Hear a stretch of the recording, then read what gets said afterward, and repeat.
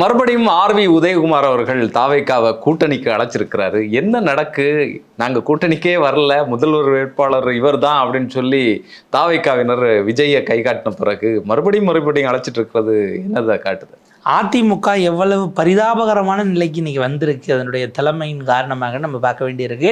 எடப்பாடி பழனிசாமி அவர் நான் பிள்ளையார் சொல்லின்னு பேசினதை இல்லை நாங்கள் நேரடியாக நீங்கள் வாங்கலாம் யாரையும் கூப்பிடலன்னு அவர் சொன்னார். ஆனால் எடப்பாடியினுடைய மனசாட்சியாக இருக்கும் ஆர்பி உதயகுமார் செய்தியாளர்கள் சந்திப்பில் தம்பி அப்படி சொல்கிறாப்புல ஒரு புதுசாக கட்சி ஆரம்பிக்கிறார் அல்லது கம்பெனி ஆரம்பிக்கிறார், எதோட பொறுத்துறாரு பாருங்க. புதிதாக கம்பெனி ஆரம்பிக்கிறவங்க பெரிய இடத்துக்கு போகணும், பெருசாக சாதிக்கணும்னு நினைக்கிறது சரியானது தான். ஆனால் இன்னைக்கு இருக்கக்கூடிய சூழலை பார்க்கும்போது நீங்கள் அதிமுக கூட்டணிக்கு தான் வரணும் அப்படின்னு கூப்பிடுறாப்புல. இது அதிமுக தொண்டர்களே ரொம்ப அதிர்ச்சியாக தான் பார்த்துக்கிட்டு இருக்காரு. எடப்பாடி அவர்களே இவர்கிட்ட சொன்னாரா, நீ கூப்பிடையா, நான் அப்படிதான் பேசுவேன், நீ அந்த பக்கம் போய் இப்படி கூப்பிடு அப்படின்னு சொல்றாரு. எடப்பாடி அவர்களுடைய ஒப்புதல் இல்லாமல் அல்லது அவருடைய விருப்பம் இல்லாமல் இது நிச்சயமாக ஆர்பி உதயகுமார் பேசியிருக்க மாட்டார். ஏன்னா இந்த காலகட்டத்தில் குறிப்பாக ஆர்பி உதயகுமார் எந்த இடத்துல ஒரு பொசிஷன் பண்ணுறாருன்னு பார்க்கணும். அதிமுகவிலிருந்து முக்குளத்தூர் சமூகத்தை சேர்ந்தவர்கள் தொடர்ந்து வெளியேற்றப்படுகிறார்கள்னு ஒரு விஷயம் இருக்குது. அதை அவங்க தீவிரமாக முன்னெடுக்கவும் செய்கிறாங்க. அது ஒரு பரப்புரையாகவே சசிகலா அவர்களில் தொடங்கி டிடிவி தினகரன், ஓ பன்னீர்செல்வம், இப்படி அவங்க எடுத்துகிட்டு போன அந்த ஒரு இமேஜ் இருக்கு இல்லையா, அதுக்கு கவுண்டர் பண்ணுறதுக்கு அதிமுகவினுடைய முக்குளத்தூர் சமூகத்தில் எங்ககிட்ட தலைவர்கள் இல்லையா, அதே பொருளாளர் பதவியில் நாங்கள் பாருங்கள் ஆர்பி உதயகுமார் இருக்காரு, திண்டுக்கல் சீனிவாசன் பொருளாளர் இவர் இருக்கார், திண்டுக்கல் சீனிவாசன் இருக்காரு, ஆர்பி உதயகுமார் எதிர்கட்சி துணைத் தலைவர் இருக்கிறாரு, சாதாரணமானதா ஓபிஎஸ் இருந்த அதே இடத்துல அவர் இருக்காருல்ல, அவர் எந்த அளவுக்கு போனார் அப்படின்னா பசும்பொண்ணுக்கு இவர் எடப்பாடி வராருன்னுட்டு ரத்த கையை எடுத்து வாங்குறான் எல்லாருக்கிட்டையும், அவரே விரல் இது பண்ணி ரத்தத்தில் கைரேகை வச்சு வரிசையாக இருக்கிறவங்க கிட்டலாம் வாங்குறேன்னு போனதெல்லாம் பார்த்தோம். ஸோ அந்த இடத்துல தன்னை பொசிஷன் பண்ணுறாரு. நீங்கள் கவனமாக யோசிச்சிங்கன்னா அது கடந்த காலத்தில் கலைஞரும் கூட செஞ்சுருப்பார்.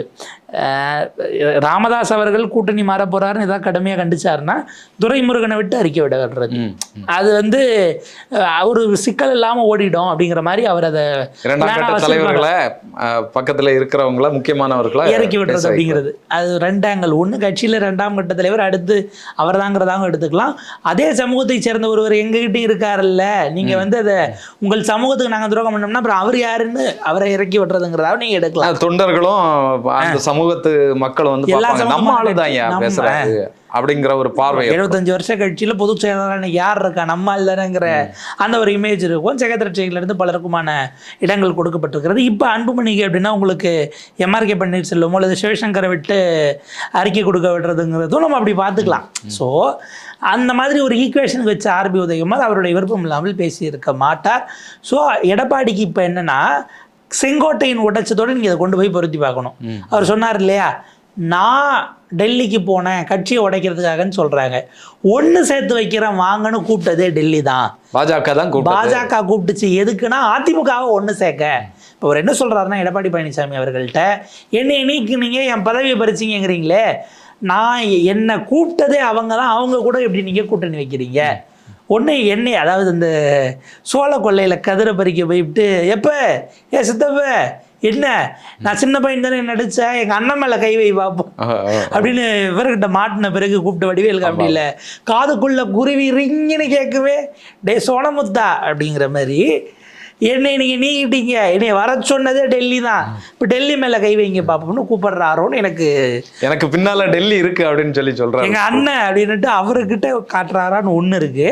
இன்னொன்று நீங்கள் அதில் யோசிச்சிங்கன்னா அது ஒரு ஆங்கிள். இன்னொரு ஆங்கிள் பாஜகவை சொல்கிறாரு, நீங்கள் எடப்பாடி கூட போகாதீங்க, ஏன்னா இந்த எடப்பாடி பழனிசாமி அவரை முதலமைச்சர் ஆக்கிய சசிகலா அம்மாவை ஏமாத்தினார், கூடவே இருந்த ஓபிஎஸை ஏமாத்தினார். 2009 இவர் மீது நம்பிக்கை இல்லாமல் தான் ஜெயலலிதா அம்மா பதவிகள் எல்லாம் பறிச்சாங்க, அவரை நீக்கினாங்க அப்படிங்கிறதெல்லாம் கொடுத்துட்டு 4 வருஷம் நீங்கள் ஆட்சியை காப்பாற்றி கொடுத்தீங்க. ஆனால் எடப்பாடி பழனிசாமி 2024 உங்களுக்கு தேவைப்படுறப்ப வராமல் போயிட்டார்ல, வந்துருந்தா அப்போ நீங்கள் ஜெயிச்சிருக்கலாம்ல. உங்களுக்கு இவர் விசுவாசமாக இருக்க மாட்டார், இவர் நம்பாதீங்கிற மாதிரியான ஒரு நரேட்டிவை அவங்கக்கிட்ட சொல்லி என்னையை எப்படியாவது காப்பாற்றுங்கிறதான் நோக்கம். இல்லை என்ன சொன்னாலும் டெல்லிக்கு தெரியாமையா இருக்கும், இங்கே என்ன நடக்கு, நம்முடைய நிலைப்பாடு என்ன அப்படிங்கிறதெல்லாம் தெரியும். டெல்லிக்கு சொல்லி கொடுத்து அவங்க மாற வேண்டிய தேவை இருக்காது. எடப்பாடி தான் இப்போ அதிமுக இத்தனை துண்டுகளாக இன்னைக்கு உடைந்ததாக சொல்லப்பட்டாலும் எடப்பாடிக்கு கூட வலிமை இருக்கிறதுனால தான் அமித்ஷா தேடி வந்து அவரை வர வச்சு பார்த்து கூட்டணின்னு எலெக்ஷனுக்கு ஒரு வருஷம் ஒரு மாதத்துக்கு முன்னாடி ஏப்ரல் மாதமே சொல்கிறதுக்கு காரணம், நீங்கள் எல்லாம் தனித்தனியாக இருங்க, அவங்க எல்லார்ட்டையும் அதிமுக இவங்க பிஜேபி பேசுகிறாங்க, யாருக்கு பின்னாடி பெரும்பான்மையான அதிமுக கட்சி அல்லது வாக்கு இருக்குன்னு உங்களுக்கு தெரியும்.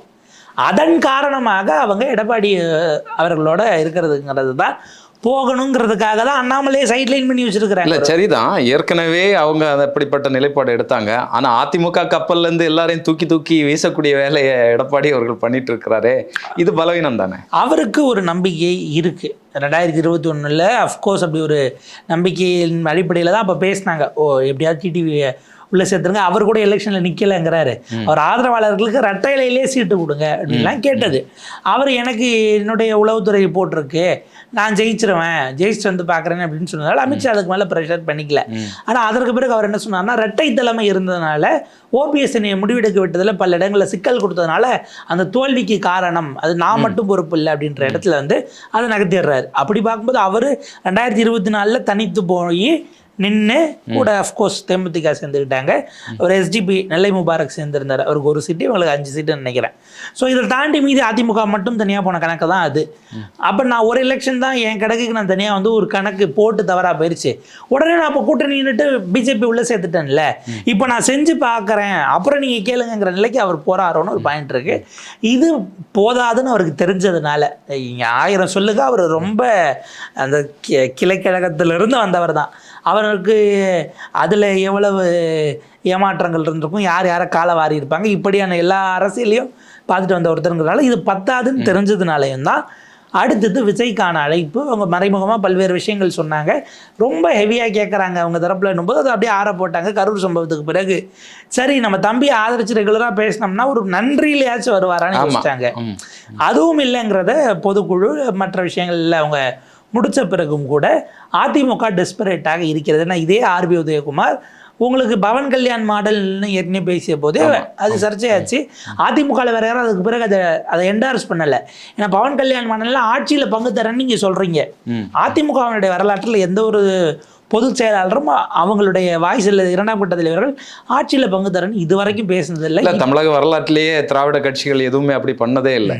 அப்படி ஒருவேளை பண்ணால் அது ஒரு முன்மாதிரியாக இருக்கக்கூடும். காங்கிரஸ் அடுத்தது கம்பு சுத்துவாங்க, அப்படிப்பட்ட வாய்ப்புகள் கேட்கிறவங்க இருந்துட்டு தான் இருக்கிறாங்க. ஆட்சியில் எங்களுக்கு பங்கு இப்போ வேற கேஸ் அழகிரி நினைக்கிறேன் பேட்டி கொடுத்துருக்கிறாரு, உங்களுக்கு மட்டும் ஆட்சியினுடைய அதிகாரம் அந்த சுவைக்க முடியுது, நான் எங்களுக்கு ஒன்றுமே இல்லைன்னா அப்புறம் அது என்ன கூட்டணி, அதுதான் கூட்டணி தர்மமா அப்படின்லாம் கேட்குறாரு முன்னாள் தலைவர். நடுவில் அவர் தான் நினைக்கிற ஒரு பிரம்மாண்டமான ரயில் மறியல், ஒரு 5 பேர் போய் ரயிலை மறிச்சு ரயில் நிப்பாட்டு, ரயில் மறைஞ்சு அந்த பக்கம் விழுந்தது, அப்புறம் ரயிலு இவங்களுக்கு பின்னாடி போலீஸ்காரங்க மீடியா கிடையாது, பெரிய கூட்டமே அங்கே மீடியாவும் போலீஸ்காரங்களும் தான், எல்லாம் போய் மறிச்சு என்னன்னு பார்த்தா அதே ட்ரெயினில் ஏறி சென்னை வந்துட்டாங்க.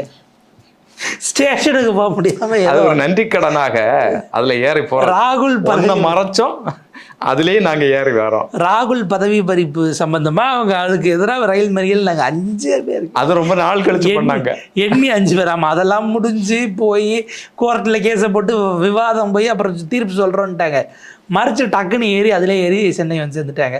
ஸோ அவர் இப்போ கொந்தளிச்சிருக்காப்புல, பல தலைவர்கள் இப்போவே ஆரம்பிச்சிருக்காங்க. நம்ம தோழர்கள், செங்கோடி தோழர்கள் இரட்டை இலக்கத்தில் கேட்போம் அப்படின்னு கே பாலகிருஷ்ணன் அவர்கள் இதில் பாருங்கள், கரண்ட் தலைவர்கள் கொஞ்சம் அடக்கி வாசிக்கிறாங்க, முன்னாள் தலைவர்கள் தான் அவங்களுக்கு நம்ம நாங்க இருக்கோம் அப்படின்னு சொல்லி சொல்லணும். நம்ம அப்போ வாங்காம விட்டுட்டோம் தலைவராக இருந்தப்ப, இப்போ ஓவரா சவுண்ட் கொடுப்போம் அப்படின்னு அப்பவே பேசல, இப்போ பார்த்து பேசுவோம் அப்படின்னு சொல்லி இல்லை, இப்போ இருக்க தலைவருக்காக நம்மளை பதவி விட்டு நீக்கிட்டாங்க, இவருக்கு ஒரு நெருக்கடி கொடுப்போம். 2 விதமும் இருக்கு, இல்லை உட்பகையும் காலி பண்ணிட்டோம், வெளிப்பகையும் காலி பண்ணிட்டோங்கிற எண்ணம் இருக்கான்னு ஒரு பாயிண்ட் இருக்கு. இப்போ அவங்களாம் அதை கேட்குறத அவங்க உரிமை, எவ்வளோ நாளும் கேட்கட்டும். உள்ள அறிவாலயத்தில் போய் நெகோசியேஷன் ஆரம்பிச்சிங்கன்னா நம்ம கந்தசாமி படத்தில் தேங்காய் வாங்குறது தான், என்ன இவ்வளோ சின்ன தேங்காயாக இருக்குது 10 ரூபாங்கிற, சரி 9 ரூபாய், சரி 2 ரூபாய்ன்னு, 10 எங்கே இருக்குது 2 எங்கே இருக்குது, இந்த மாதிரி தான் ஆரம்பித்து வரும்னு வச்சுக்கோங்களேன். இது நடுவில் வைகோ 2011 15 சீட்டு கொடுப்பதாக ஜெயலலிதா சொன்னபோது ஓபிஎஸ் தான் இல்லை 12 தான் கொடுக்கணும்னு சொல்லி என்னை கூட்டணியை விட்டே வெளியில் அனுப்பி நான் எலெக்ஷனே புறக்கணிச்சது காரணம் இப்போ பேசிக்கிட்டு இருக்காரு. ஏன்னா ஓபிஎஸ் இங்கே வர்றதுக்கு வாய்ப்பு இருக்குன்னு ஒரு செய்தி போயிட்டு இருக்கு. நேற்றைக்கு ஹிந்துவில் ஃப்ரண்ட் பேஜில் அது ஒரு செய்தியாக கொடுத்துருந்தாங்க. ஒருவேளை இங்கே வந்துட்டா அது வேண்டான்னு அவர் விரும்புகிறாரா என்னன்னு தெரியல. ஓபிஎஸ் வேண்டாம் நமக்கு எக்ஸ்ட்ரா வர வேண்டிய சீட்டுக்கிட்டு போன முறை கொடுத்த 6லே நிப்பாட்டிட்டாங்கன்னா கஷ்டம் இல்லை. ஏற்கனவே இவருக்கு ஒரு தடுமாற்றம் இருக்கு. திமுகவும் இவர் பேர்ல பெரிய அந்த பழைய ஒரு நெருக்கத்தை காட்டல, போனா போட்டுங்கிற மாதிரி தான் அவங்களும் இருக்கிறாங்கன்னு தோணுது.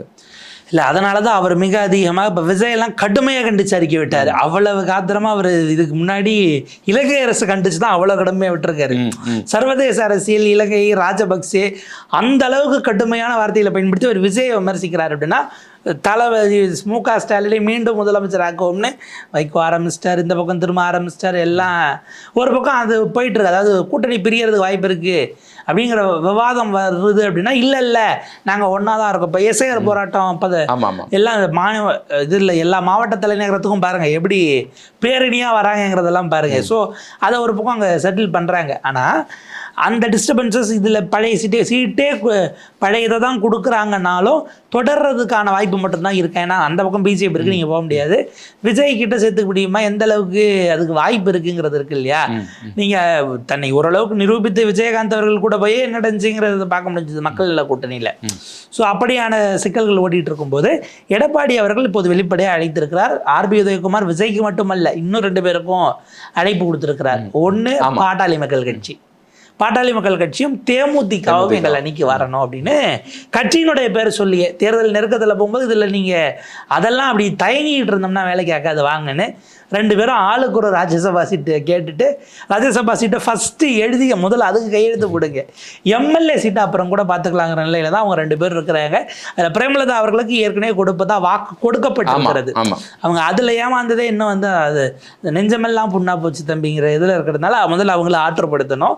இவங்க வரணும் அப்படின்னா எந்த பக்கம் கொடுக்குறாங்களோ அங்கே ஃபிக்ஸ் பண்ணிக்கலாம். ஏன்னா மற்ற ரெகுலராக கொடுக்கறது இல்லாமல் ஸ்பெஷல் பேக்கேஜாக அவங்க கேட்குறாங்க. ராஜ்யசபா ஏற்கனவே வந்து ஜனவரியில் தான் நாங்கள் சொல்லுவோம் அப்படின்னு வேற சொல்லிட்டாங்க. அதுக்கு மாநாடு தேதியெல்லாம் சொல்லியிருக்கிறாங்க.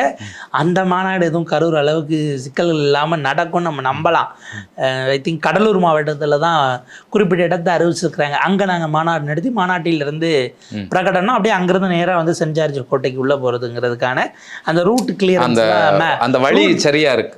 ரூட் மேப் எல்லாம் பார்த்துட்டாங்க. வழியில் ஏதோ சிக்கல்கள் இருந்து மரங்கரம் அப்படி சாஞ்சிட்டு இருந்ததுன்னா அதெல்லாம் நீக்கிட்டு எடுத்து வச்சிருக்கிறாங்க.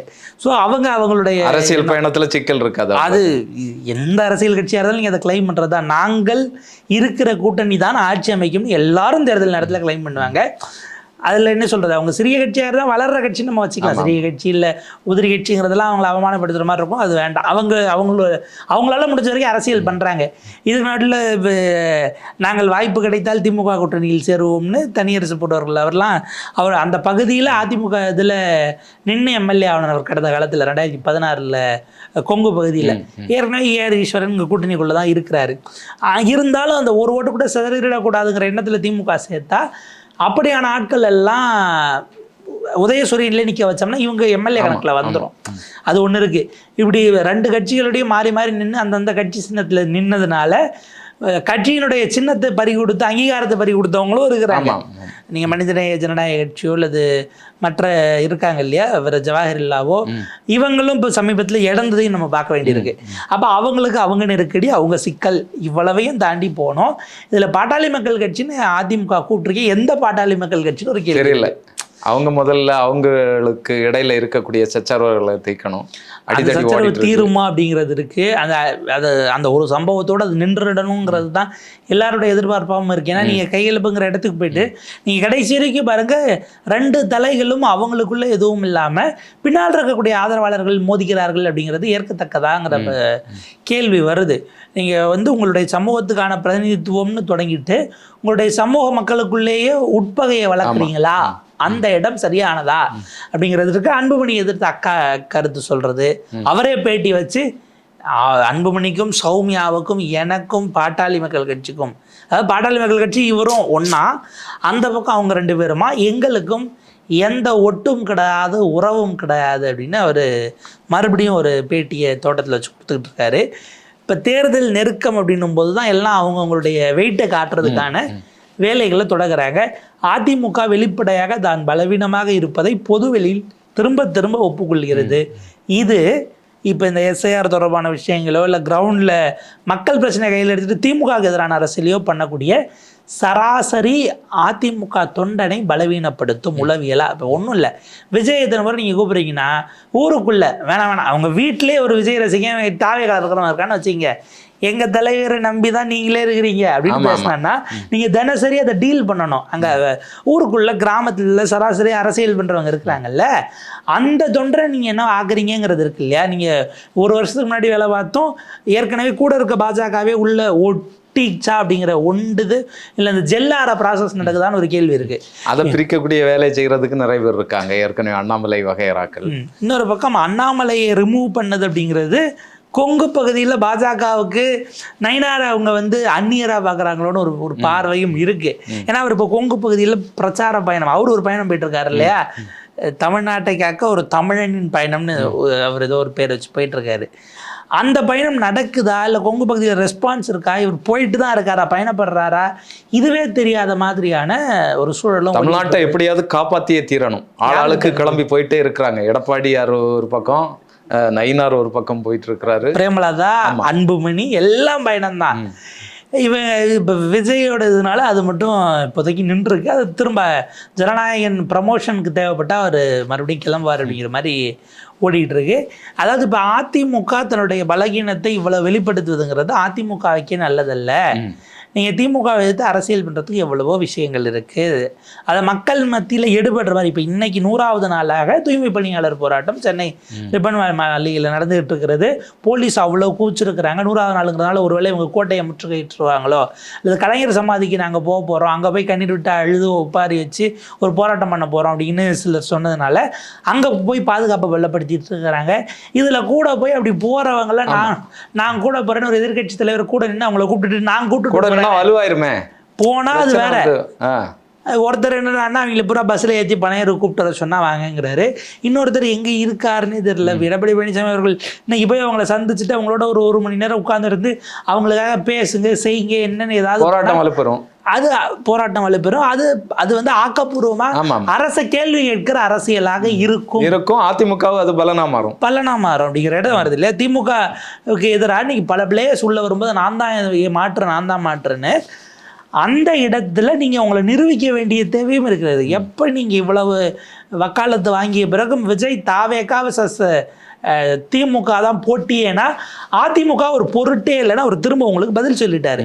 நீங்கள் அதற்கு பிறகும் அவரை அழைத்து கொண்டிருப்பது என்பது அது உங்கள் கட்சியை பொதுமக்கள் பார்வையிலே சாதாரண கட்சிக்காரர்களாக இல்லாத சாமானியர்கள் இடங்க இப்படி கேட்டுக்கிட்டு இருக்காரு, அந்த அம்மா இருந்திருந்தா அந்த அம்மா மாதிரி நீங்கள் கிடையாதுங்கிறது எல்லாருக்கும் தெரிஞ்சது தான். ஆனால் உங்கள் பலவீனத்தை வெளிப்படுத்துறதுங்கிறது இப்போ போட்டிக்கு முன்னாடியே நீங்கள் தோல்வியை ஒப்புக்கிறீங்களோங்கிற ஒரு இமேஜை கொண்டு வந்துருச்சுன்னா கட்சிக்காரனே வேலை பார்க்க மாட்டான். 50 ஆண்டு காலம் எப்படியும் தோக்க தான் போறோம் அப்படின்னு சொல்லி ஒரு இது அவங்க அந்த மைண்ட் செட்டுக்கு போயிட்டாங்கன்னா ஈஸியாக ஓரளவுக்கு திமுக விற்கிற இடத்துல கூட அவங்க ஜெயிக்கிறதுக்கான வாய்ப்பு உருவாக்கி கொடுக்குறீங்க மாதிரியான சூழல் இருக்குது. அதை அவங்க புரிஞ்சுக்கிறாங்களா என்னங்கிறது நம்ம பொறுத்திருந்து தான் பார்ப்போம்.